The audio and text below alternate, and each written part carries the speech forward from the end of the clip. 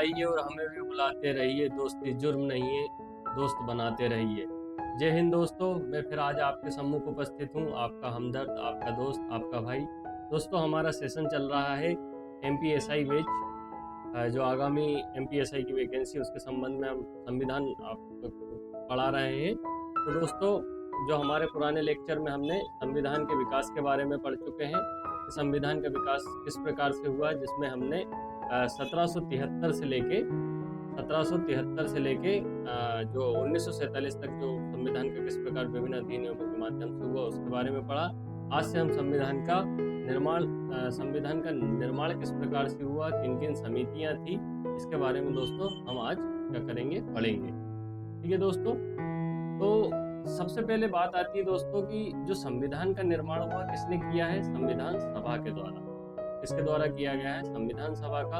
और संविधान सभा का जो सबसे पहले जो विचार आया था दोस्तों, मतलब सबसे पहले कि संविधान का निर्माण किस विचार आया था, उसमें कहा गया था कि संविधान का निर्माण किसी एक व्यक्ति या कुछ चंद व्यक्तियों के माध्यम से ना किया जाके बहुत से लोगों के माध्यम से संविधान का क्या किया जाना चाहिए, निर्माण किया जाना, जिसमें क्या होना चाहिए, विस्तृत विचार विमर्श होना चाहिए। उसके बाद क्या होना चाहिए, उसको लिखित रूप में परिणित किया जाना चाहिए। तो इसका विचार जो सबसे पहले दोस्तों किसके द्वारा दिया गया था, तो एम.एन. राय थे, मानवेंद्र नाथ राय। इन्होंने क्या दिया था कि जो संविधान का निर्माण है कि एक संविधान सभा गठित की जाए, जिसमें जो काफी सारे लोग मौजूद हो और उनकी राय ली जाए और संविधान को परिणित किया जाए। सबसे पहले किसने दिया दोस्तों? 1934 में संविधान सभा की बात किसने कही थी? एम.एन. रॉय द्वारा कही गई थी। ये कौन थे दोस्तों? कम्युनिस्ट आंदोलन के अग्रणी थे। कम्युनिस्ट से संबंधित होता है दोस्तों कि जो समाज में समानता स्थापित करने वाला जो आंदोलनकारी होते हैं उन्हें कम्युनिस्ट कहा जाता है। कि समाज में किसी प्रकार की विषमता नहीं होना चाहिए, सभी को सभी की समान भागीदारी क्या होनी चाहिए, सरकार में होनी चाहिए। फिर इसके बाद दोस्तों क्या हुआ था संविधान सभा के बारे में, कि 1935 में भारतीय राष्ट्रीय कांग्रेस ने आधिकारिक तौर पर संविधान को तैयार करने के लिए एक संविधान सभा की मांग की थी। तो सबसे पहले किसने किया था? एम.एन. रॉय द्वारा। एम.एन. रॉय के बाद किसने ये विचार प्रस्तुत किया था? 1935 में किसने किया था? भारतीय राष्ट्रीय कांग्रेस। जो भारतीय राष्ट्रीय कांग्रेस द्वारा किया गया था कि संविधान का निर्माण संविधान सभा के द्वारा होना चाहिए। इसके बाद दोस्तों क्या हुआ था कि 1938 में जवाहरलाल नेहरू ने भारतीय राष्ट्रीय कांग्रेस की घोषणा की कि स्वतंत्र भारत के जो संविधान है वह मताधिकार के आधार पर चुनी गई संविधान सभा द्वारा बिना किसी बाहरी हस्तक्षेप के तैयार किया जाना चाहिए।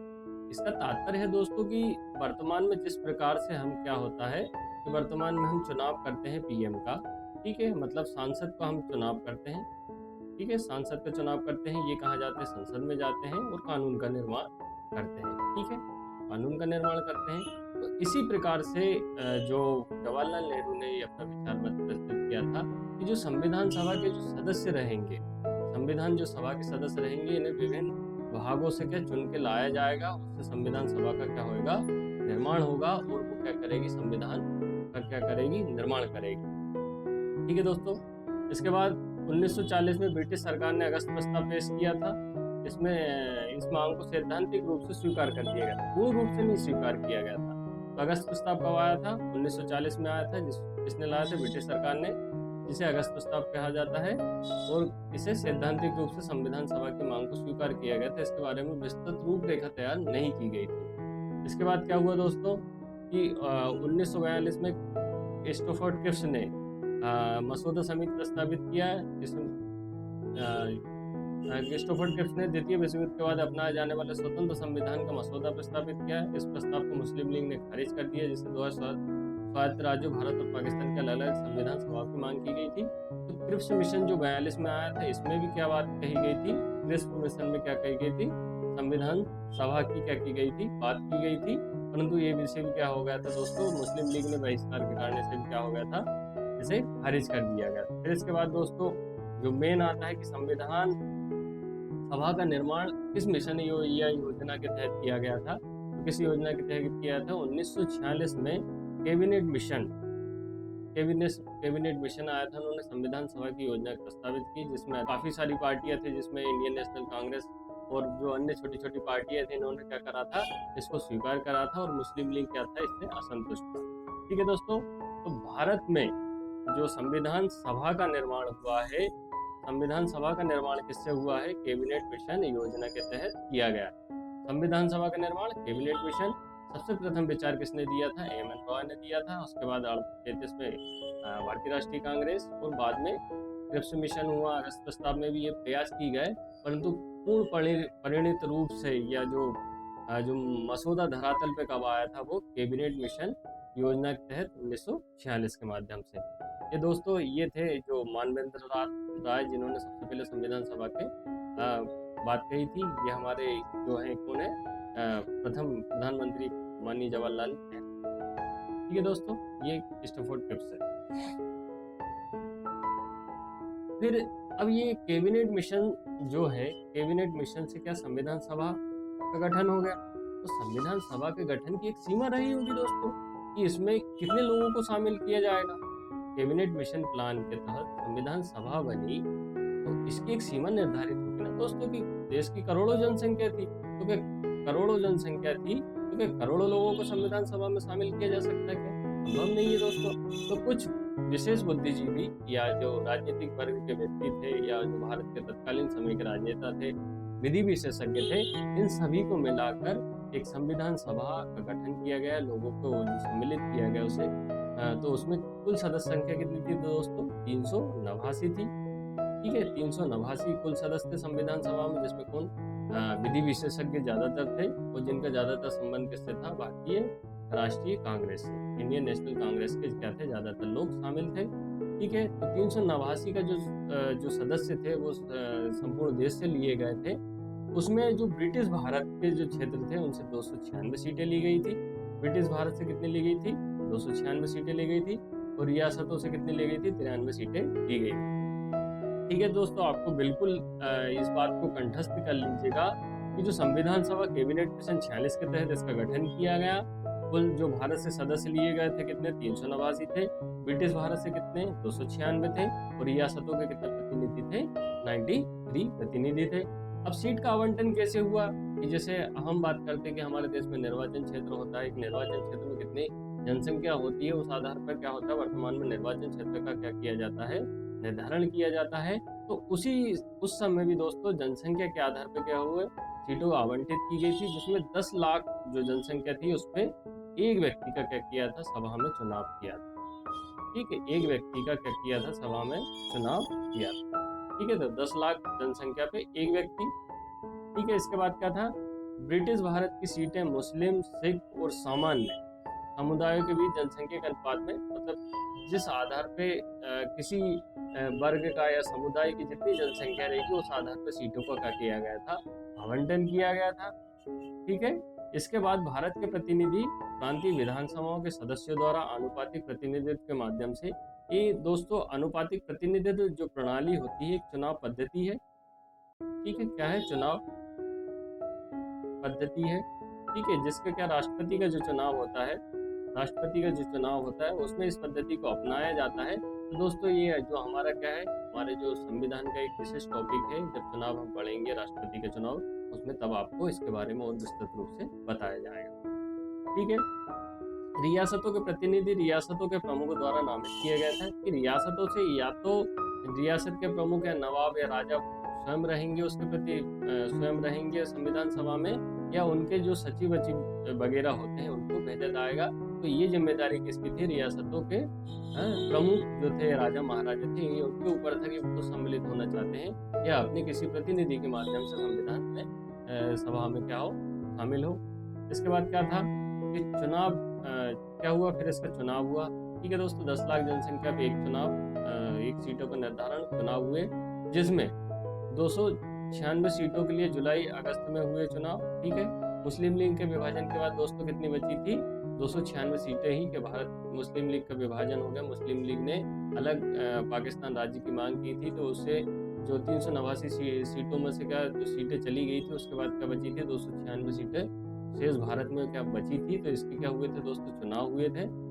ठीक है, इसमें जो भारतीय राष्ट्रीय कांग्रेस है या ANC को क्या 208 सीटें मिली थी। तो ये बहुत इम्पोर्टेंट क्या है, इम्पोर्टेंट फैक्ट है दोस्तों, क्या है कि कांग्रेस को कितनी सीटें मिली थी? 208 मिली थी। मुस्लिम लीग ने 73 सीटें जीती थी। ठीक है दोस्तों, जनसंख्या के आधार पर क्या 10 लाख लोगों पर क्या हुई थी दोस्तों, क्या हुआ था, एक सीट का चुनाव हुआ था। इसके बाद क्या है कि ब्रिटिश भारत की जो सीटें मुस्लिम समुदाय, सिख समुदाय और सामान्य समुदायों में विभाजित थी। मतलब किस समुदाय की कितनी जनसंख्या, उसको उतना क्या होगा, संविधान सभा में प्रतिनिधित्व प्रदान किया जाएगा। इसके बाद ब्रिटिश भारत के प्रांतीय विधानसभाओं के सदस्यों द्वारा अनुपातिक प्रतिनिधित्व के माध्यम से चुने गए। ठीक है, प्रांतीय विधानसभाओं के, ये क्या है, चुनाव पद्धति है दोस्तों, क्या है, एक चुनाव पद्धति है जिसका जो बाद में हम आपको पढ़ेंगे कि जब राष्ट्रपति का चुनाव होता है, जब अनुपातिक पद्धति उसमें क्या होता है, अपनाई जाती है। इसको हम दोस्तों बाद में पढ़ेंगे।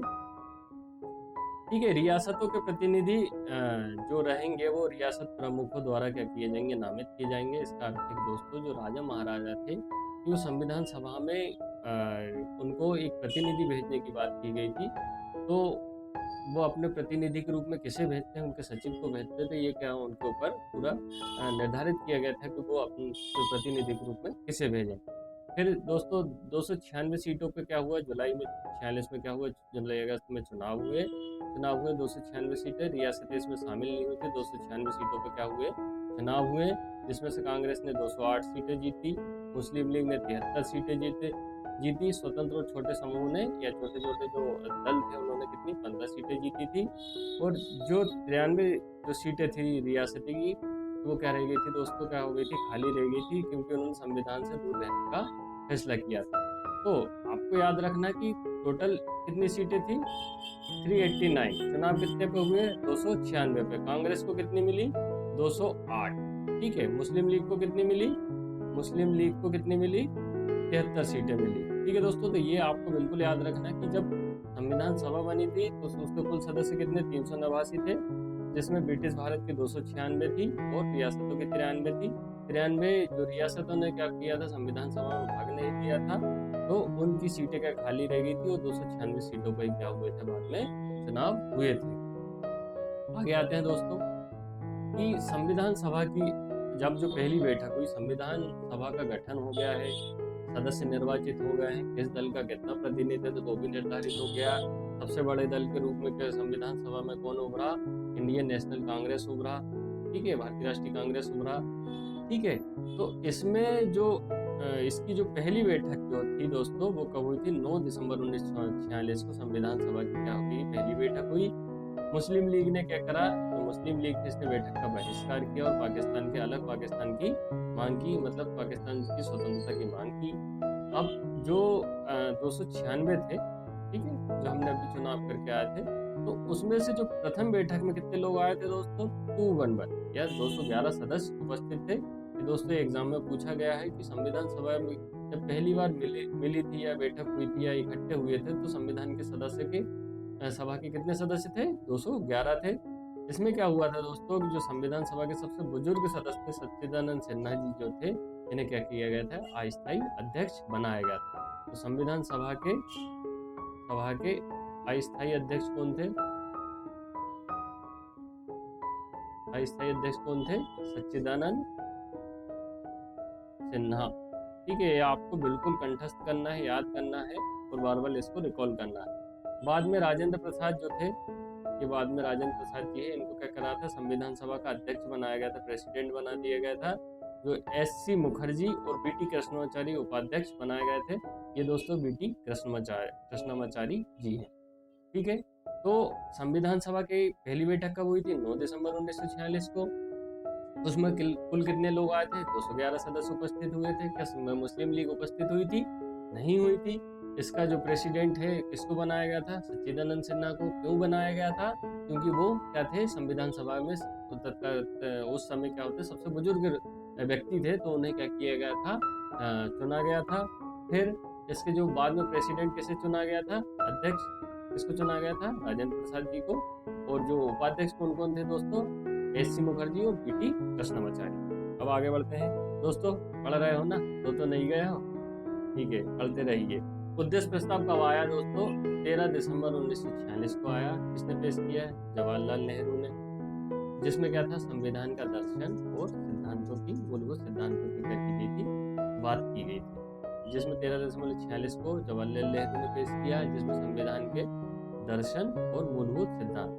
दर्शन से तात्पर्य है दोस्तों कि संविधान का क्या है, आत्मा क्या है? आत्मा क्या है? ये क्या है? संविधान का दर्शन है कि जिसमें सभी के लोग सम्मिलित भागीदारी, समाज के उत्थान की बात की गई थी, महिलाओं के, बच्चों के उत्थान की बात की गई थी, समानता की स्थापना की बात की गई थी। तो ये क्या होता है दोस्तों? संविधान का दर्शन होता है, सिद्धांत होता है। सिद्धांत से तात्पर्य होता है दोस्तों कि किस प्रकार के कानूनों का निर्माण किया जाएगा, सरकार की जो विभिन्न जो अवयव है, जैसे कार्यपालिका है, विधायी पालिका है, न्यायपालिका है, उनको किस प्रकार से सामंजस्य स्थापित किया गया था। तो उद्देश्य प्रस्ताव में इस सभी बातों को सम्मिलित किया गया था, जिसके क्या बात प्रमुख बिंदु क्या थे कि क्या होगा? भारत क्या हो जाएगा? स्वतंत्र संपूर्ण गणराज्य घोषित हो जाएगा, राज्यों की स्वायत्तता और अवशेष शक्तियों के संघीय ढांचा निर्मित किया जाएगा। ठीक है, फेडरल रूप में क्या होगा? संघीय रूप में अपनाया जाएगा भारत को। नागरिकों के लिए न्याय, समानता, स्वतंत्रता, जो मूल्य, जो क्या है दर्शन है हमारे संविधान का, क्या है? न्याय, सभी के लिए न्याय, समानता, सभी के बीच में समानता और स्वतंत्रता सभी को प्रदान की गई, इसकी बात की गई थी। अल्पसंख्यक, पिछड़े वर्गों, आदिवासी क्षेत्रों के लिए सुरक्षा को पाए, ये जो हमारी सेफ्टी की बात की गई थी। क्या भारत की अखंडता और संप्रभु अधिकार प्रदान किए गए थे, और विश्व शांति और कल्याण में भारत का योगदान किया जाएगा, इसका ये क्या किए गए थे? प्रावधान किए गए थे। तो उद्देश्य प्रस्ताव कब आया? इसमें क्या था? 13 दिसंबर 1946। इसमें क्या था? संविधान के दर्शन और मूलभूत सिद्धांतों को शामिल किए गए थे। ये क्या थे दोस्तों? ये हमारे क्या थे? सिद्धांत थे। अब ये जो उद्देश्य प्रस्ताव क्या है, लाया किसने गए थे? जवाहरलाल नेहरू ने। और ये 22 जनवरी 1947 को प्रस्ताव को सर्वसम्मति से अपनाया गया। और ये इससे क्या हुआ? संविधान की जो हमारी प्रस्तावना है, जिसमें समानता, न्याय, बंधुत्व की बात की गई है, वो कहाँ से प्रेरित है दोस्तों? वहाँ से उद्देश्य प्रस्ताव से। हमारे उद्देश्य प्रस्ताव से जो संविधान की जो प्रारूप है या प्रस्तावना है, वो क्या है? यहाँ से प्रेरित है। अब स्वतंत्रता के बाद क्या परिवर्तन हुए? संविधान हो गया, चुनाव हो गए, उद्देश्य प्रस्ताव आ गए। स्वतंत्रता के बाद क्या परिवर्तन हुए कि भारतीय स्वतंत्रता अधिनियम आया 1947 में। भारत क्या हो गया? आजाद हो गया। ठीक है दोस्तों, क्या हो गया? भारत आजाद हो गया। फिर संविधान सभा क्या हो गई? एक पूर्ण प्रभुत्व निकाय बन गई। मतलब देश को पूरे संचालित करने की, हमने दोस्तों पिछले लेक्चर में पढ़ा था कि संप्रभु निकाय क्या हो रहा है? जब भारत गुलामी से आजाद हो रहा था, तो संविधान सभा को क्या जो अधिकार प्रदान किए गए थे, वो एक क्या थे? संप्रभु निकाय थे कि आपको ये डिसाइड करना है कि अब भारत किस प्रकार रहेगा, उसकी व्यवस्था आप निर्धारित कीजिए। विधायी निकाय में था, कानून बनाने की शक्ति भी किसको दे दी गई? संविधान सभा को देगी। पाकिस्तान के जो मुस्लिम लीग के जो सदस्य थे, उन्होंने क्या करा? सदस्यता छोड़ दी वो पाकिस्तान। ठीक है, पाकिस्तान की निर्माण करवाने की बात की गई। संविधान सभा की सदस्यता 389 घटकर अब कितनी रह गई थी? 200। राज्यवार सदस्यता ब्रिटिश भारत की 229 सीटें, ठीक है, 296 से घटकर कितनी हो गई थी? 229 हो गई थी। और जो 93 से घटकर रियासतों की कितनी हो गई थी? 70 सीटें हो गई थी। तो ये फैक्ट भी दोस्तों आपको याद रखना है कि जब भारत आज़ाद हो गया था, तो ब्रिटिश भारत की कितनी 229 सीटें और रियासतों ने 270 सीटें जो आवंटित की गई थी, उसके अनुरूप कम हो गई थी। अब संविधान सभा के क्या क्या कार्य किए थे दोस्तों? संविधान सभा जो निर्मित हुई थी, वो भी हमने आपको बताया है कि संविधान सभा ने कुछ विधायी कार्य किए, संप्रभु निकाय थी, और भारत को गुलामी से आज़ादी तक पहुंचाने के जो व्यवस्था जमाने की जो पूरा दायित्व सौंपा गया था, वो किसे दिया गया था? संविधान सभा को दिया गया था।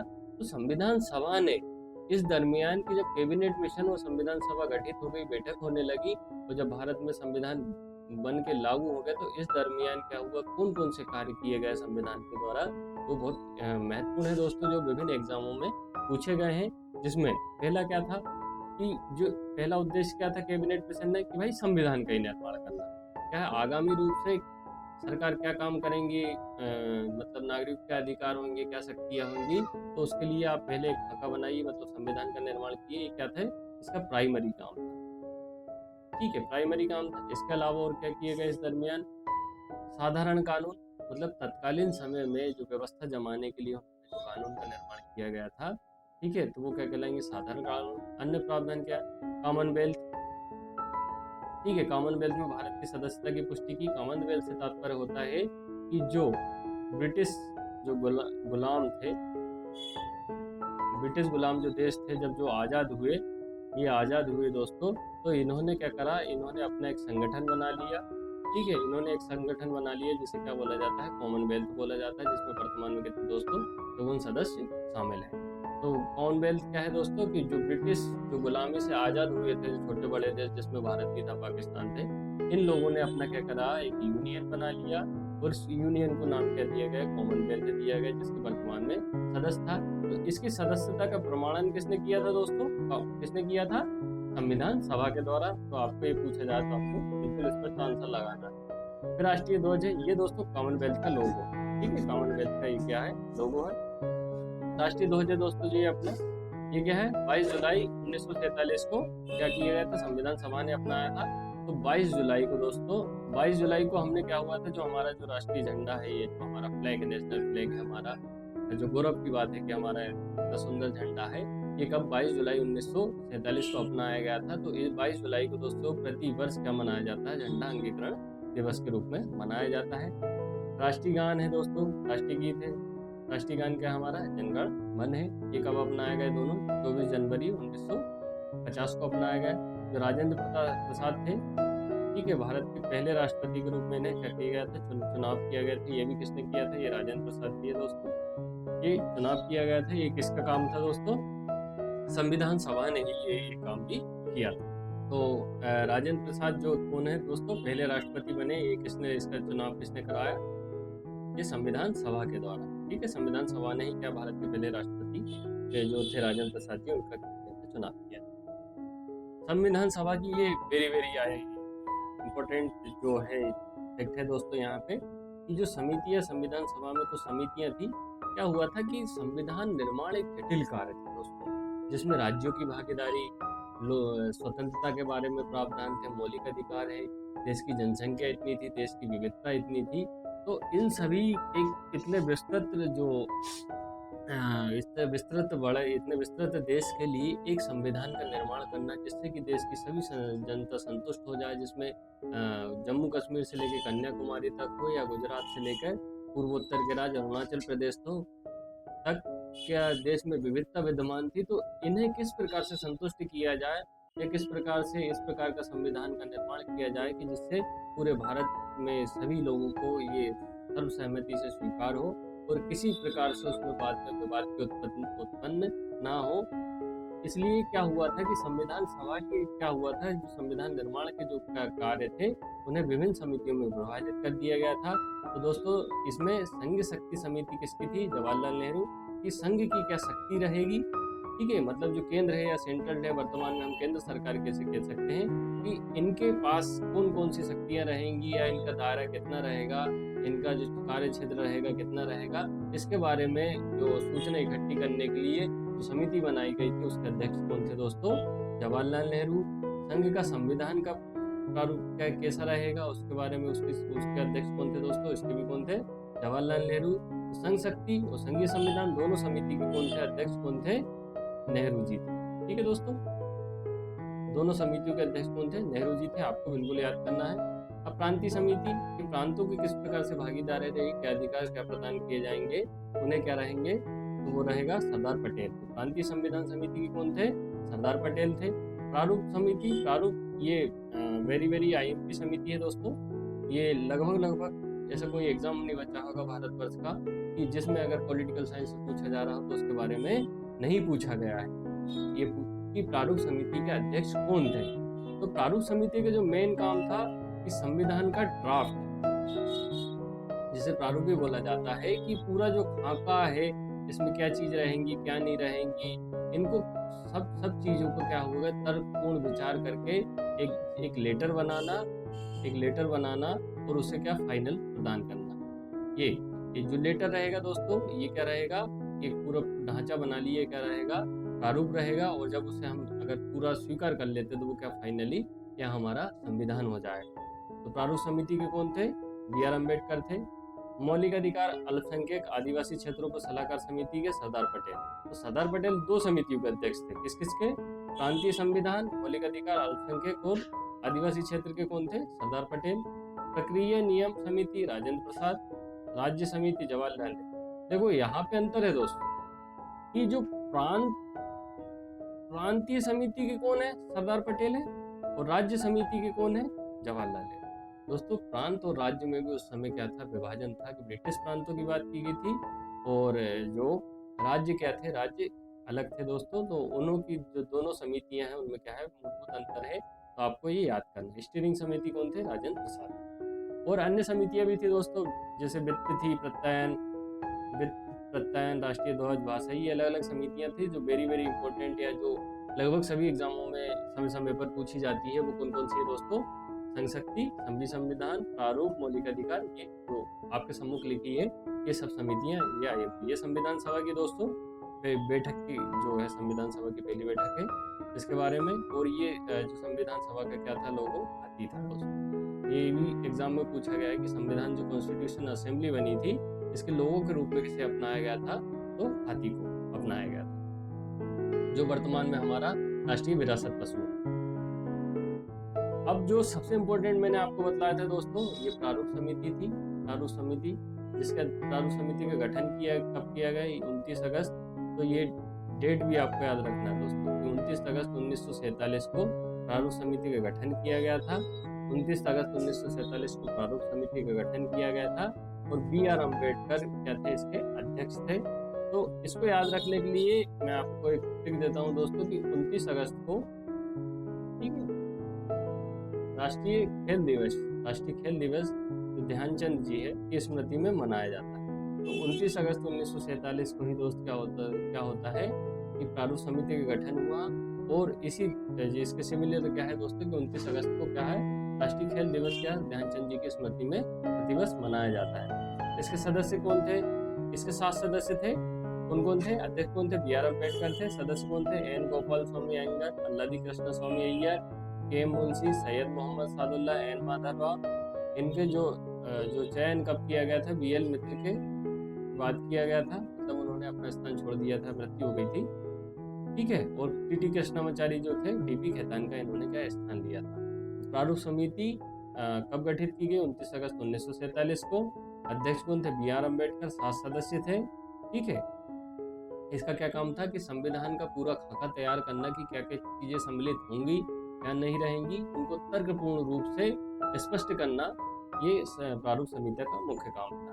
इसी कारण दोस्तों प्रारूप समिति के जो अध्यक्ष कारण ही जो अम्बेडकर जी हैं, इन्हें भारतीय संविधान के निर्माता या निर्माणकर्ता या संविधान के पिता के रूप में इन्हें जाना जाता है, क्योंकि इन्होंने संविधान जब निर्माण किया जाता था तो अपनी तर्कपूर्ण दलीलों के माध्यम से विभिन्न प्रावधानों को संविधान में लागू कराया, और जो आज तक वर्तमान में भी जो देश के सभी नागरिकों के लिए प्रासंगिक है, इसलिए इन्हें क्या कहा जाता है, संविधान का पिता के रूप में इन्हें जाना जाता है। फिर मसौदा तैयारी क्या हुई, पहला मसौदा फरवरी 1948 में प्रकाशित किया गया, जो ड्राफ्ट तैयार किया गया था पहला 48 में प्रकाशित हुआ। दूसरा अक्टूबर 48 में प्रकाशित हुआ। अंतिम मसौदा 4 नवंबर 1948 को पेश किया गया। अब जब मसौदा तैयार हो गया तो उसके बाद क्या होगा, मसौदा हो गया, फिर अधिनियम बनाएंगे, कानून उसको अधिनियमित करेंगे, इसको कानून का रूप में देंगे। तो इसका पहला वाचन हुआ था दोस्तों, संविधान का जो पूरा ड्राफ्ट बन चुका था उसको पहली बार कब पढ़ा गया था कि ये चीजें 4 नवंबर 1948 को। दूसरा कब पढ़ा गया था, 15 नवंबर 1948 को, ठीक है। 15 नवंबर 1948 से लेके 17 अक्टूबर 1949 तक। इसमें जो दूसरे पार्ट के बाद दोस्तों क्या हुए थे कि जो संविधान सभा के सदस्य थे, इन्होंने 7653 संशोधन प्रस्ताव प्रस्तावित किए गए थे। तो जिनमें से तर्कपूर्ण या विचारशील कितने थे, 24, 73 जो थे, 2473 पे क्या हुई थी, चर्चा हुई थी, और इनमें कुछ काट छाट की गई थी। तो तीसरा पार्ट कब था, 14 नवंबर 1949 को क्या हो गया था, फाइनल हो गया था तीसरा पार्ट 14 नवंबर को, ठीक है। तीसरा पार्ट से मतलब कि अब जो इसमें किसी प्रकार का काट छाट या हेर फेर नहीं किया जाएगा, ये एक विस्तृत खाका हमने तैयार कर लिया, पूरी तरीके से विचार विमर्श कर लिया है। अब इसमें वर्तमान के अनुसार कोई परिवर्तन करने की आवश्यकता महसूस नहीं है, तो उसे क्या हो गया था, तीसरा पार्ट के रूप में स्वीकार कर लिया गया था। तो 26 नवंबर 1949 को क्या किया गया था, इसे अपना लिया गया था। तो संविधान को अब अपनाया गया था 26 नवंबर 1949 को, जिसमें 26 नवंबर 1949 को अपनाया, जिसमें 284 सदस्यों ने क्या किया, संविधान पर क्या हस्ताक्षर किए या सिग्नेचर किए अपने। तो ये महत्वपूर्ण टॉपिक है दोस्तों, ठीक है। इम्पोर्टेंट टॉपिक है। ये जो फैक्ट है कि 284 सदस्यों ने क्या किया था, संविधान पे हस्ताक्षर किए थे। संविधान में क्या क्या अंग थे, प्रस्तावना थी, 395 अनुच्छेद और 8 अनुसूचियाँ थी। कितने प्रस्तावना थी, 395 अनुच्छेद, 8 अनुसूचियाँ थी। संविधान कब लागू हो गया, 26 नवंबर 1949 को लागू हो गया। जिसमें कौन कौन से विषय शामिल थे, नागरिकता, चुनाव, अस्थायी संसद से संबंधित प्रावधान लागू किए गए थे। दो चीज आती है दोस्तों कि संविधान प्रथम बार लागू कब हुआ है, आंशिक रूप से कब लागू हुआ, तो वो कब हुआ, 26 नवंबर 1949 को। संविधान आंशिक रूप से कब लागू हुआ या प्रथम बार कब लागू हुआ है आपसे पूछा जाए तो आप क्या आंसर लगाएंगे उसका, 26 नवंबर 1949 को। इसके ये प्रावधान थे। जब बात आती है कि भारत का जो संविधान है पूर्ण रूप से कब लागू किया गया था या पूरी तरीके से या पूरे प्रावधानों के साथ में कब लागू किया गया था, तो वो कब किया गया था, 26 जनवरी 1950 को किया गया था। संविधान का मुख्य भाग लागू हुआ। ठीक है, ये 26 जनवरी का चुनाव इसलिए किया गया था दोस्तों कि ये 26 नवंबर से 1 जनवरी भी आप अपना सकते थे कि नए वर्ष की शुरुआत होती, कि एक वर्ष क्यों, एक वर्ष अच्छा दिवस है कि एक वर्ष जो नए साल की शुरुआत होती है तो हमारे संविधान का लागू किया जाए। परंतु फिर भी 26 जनवरी का क्यों इंतजार किया गया, तो इसका कारण था दोस्तों कि जो 1930 में लाहौर में, इसमें लाहौर में रावी नदी के तट पर, लाहौर में रावी नदी के तट पर 1930 में हमने पहली बार, ठीक है, पहली बार स्वतंत्रता दिवस मनाया। ठीक है, पहली बार पूर्ण स्वराज दिवस, पूर्ण स्वराज दिवस या पूर्ण स्वतंत्रता दिवस के रूप में हमें क्या 1930 में मनाया था। कहाँ पे, लाहौर में रावी नदी के तट पर। तो ये जो है दोस्तों 26 जनवरी है, ये क्या था, पिछले विगत 30 वर्षों से क्या, 20 वर्षों से क्या था, ये क्या था, हमारे स्मृति में था, या ऐतिहासिक दिन था, इसलिए 26 जनवरी के यहाँ पे हमने चुनाव किया। स्वतंत्रता अधिनियम 1947 और भारत सरकार अधिनियम जो हमने पहले पढ़ चुके हैं, इन्हें क्या कर दिया गया था, पूर्णतः निरस्त कर दिया गया था। अब स्वतंत्रता अधिनियम 1935 ना होकर के अब संविधान का शासन यहाँ पे रहेगा। क्या काबुल में गधे नहीं होते दोस्तों, एक कहावत है कि काबुल में गधे नहीं होते। एक कहावत है कि अच्छे बुरे लोग का संबंध किसी धर्म विशेष या क्षेत्र विशेष से ना होकर या किसी देश विशेष से ना होकर अच्छे बुरे लोग जो होते हैं सभी जगह पाए जाते हैं। ऐसा नहीं दोस्तों कि किसी धर्म विशेष के ही सभी लोग बुरे हैं या किसी धर्म विशेष के सभी लोग अच्छे हैं। सभी धर्मों में दोस्तों बुरे लोग हैं तो अच्छे लोग भी हैं। तो ये दोस्तों क्या है, हिंदी की एक मतलब कहावत है जो हम हिंदी के जब टॉपिक चलेगा उसमें आपको और पढ़ाया जाएगा। महत्वपूर्ण तथ्य है दोस्तों जो कॉन्स्टिट्यूशन से संबंधित है, जिनको क्या कभी कभी किसी एग्जाम में समय समय पर पूछ लिया जाता है कि जो हाथी था या संविधान का प्रतीक मुद्रा के रूप में, मैंने पहले भी बताया था दोस्तों कि जो हाथी था संविधान सत्ता के मुद्रा के रूप में अपनाया गया था। बी.एन. राव थे संवैधानिक सलाहकार। जो बी.एन. राव, ये पूछा गया है दोस्तों कि बी.एन. राव संविधान सभा के संवैधानिक सलाहकार कौन थे या कानूनी सलाहकार कौन थे, बी.एन. राव। ठीक है, जो आयंगर संविधान सभा के सचिव थे। ठीक है, आयंगर जी जो कौन थे, संविधान सभा के सचिव थे। मुखर्जी जी जो क्या थे, ड्राफ्टमैन थे, मुख्य ड्राफ्टमैन। और हाँ, ये विशेष बात है दोस्तों कि प्रेम बिहारी नारायण राय यादव जो थे उन्होंने संविधान को इंग्लिश में लिखा था। ठीक है, और इटैलिक शैली में लिखा था। जो इंग्लिश में जो लिखा था उन्होंने इटैलिक शैली को अपनाया था। तो संविधान को इंग्लिश में किसने लिखा, ठीक है, इटैलिक शैली में किसने लिखा, प्रेम बिहारी नारायण राय यादव। और जो शांति निकेतन के कलाकार थे जिनमें नंदलाल बोस, जवाहर राम मनोहर सिया सिन्हा द्वारा क्या किया था, इसको सजाया गया था, मतलब एक प्रकार से पेंटिंग की गई।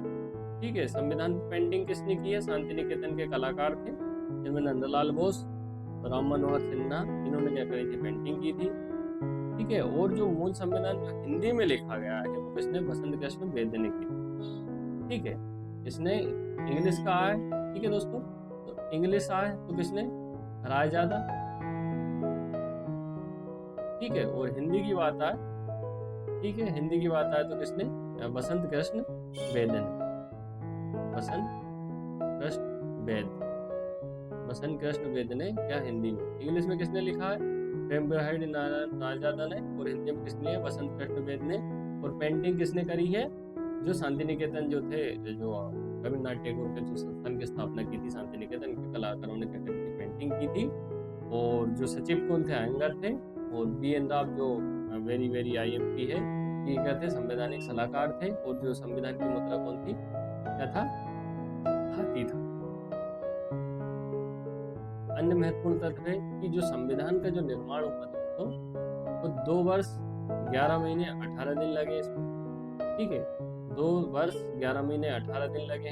ये कभी कभी पूछ लिया जाता है कि कितने लगभग वर्ष आपको, तो थोड़ा तो याद होना चाहिए कि 2 वर्ष 11 महीने 18 दिन लगे। कुल व्यय 64 लाख, मतलब टोटल जो खर्चा आया था दोस्तों 64 लाख है। प्रतीक क्या था, हाथी, अभी बतलाया। B.R. अम्बेडकर संविधान का जनक कहा जाता है, इस बारे में दोस्तों अभी हमने पूर्व में चर्चा कर ली है। प्रस्तावना को संविधान के पूर्ण होने के बाद अधिनियमित किया गया था, ठीक है। महत्व क्या है, संविधान सभा ने हिंदू, मुस्लिम, सिख, पारसी, एंग्लो इंडियन, ईसाई, अनुसूचित जाति, जनजाति, महिलाओं, सभी समाज के प्रतिनिधित्व किया था। संविधान सभा में सभी वर्गों के क्या प्रतिनिधित्व यहाँ पर प्रदान किया गया था। संविधान सभा का गठन का जो उद्देश्य यही था कि कोई भी वर्ग छूटा ना रहे और सभी को समान भागीदारी मिले, जिससे कि आगामी विवाद उत्पन्न ना हो, ठीक है। संविधान एक जीवित दस्तावेज जो भारत के लोगों की आकांक्षाओं को प्रतिबिंबित करता है। धन्यवाद दोस्तों। आपको जो हमारा प्रोग्राम अगर पसंद आ रहा हो, वीडियो लेक्चर पसंद आ रहा हो, अगर मेरा पढ़ाना आपको बहुत पसंद आ रहा हो, तो दोस्तों लाइक कीजिएगा, कमेंट कीजिएगा और सब्सक्राइब कीजिएगा। मैं दोस्तों आशा करता हूँ कि आपकी जो हर इच्छाएं जल्द से जल्द पूरी हो और आपको सुख शांति समृद्धि प्रदान, ईश्वर आपको सुख शांति समृद्धि प्रदान करे। धन्यवाद दोस्तों, बहुत जल्द मिलते हैं आगामी लेक्चर के साथ।